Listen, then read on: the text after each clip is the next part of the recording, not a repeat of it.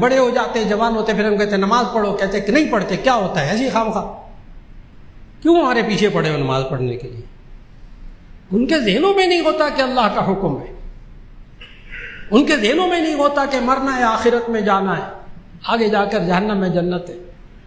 ہم سے غلطی ہو گئی، ہم سے کوتاہی ہو گئی، ہم اپنے نوجوان بچوں کے اندر دینی تربیت نہیں کر سکے، ان کے ذہن میں اللہ اور اس کے رسول اور قرآن کا حکم ہم نہیں ڈال سکے، دیر ہو گئی، سوائے اللہ ماشاء اللہ چند جگہوں کے۔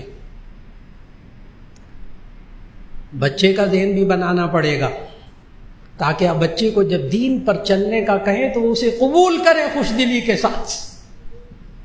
یہ ہوا اسماعیل کے ساتھ، جب باپ نے خواب میں دیکھا کہ ذبح کر رہا ہے۔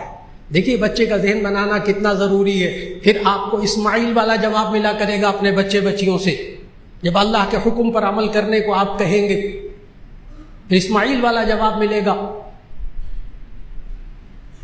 جب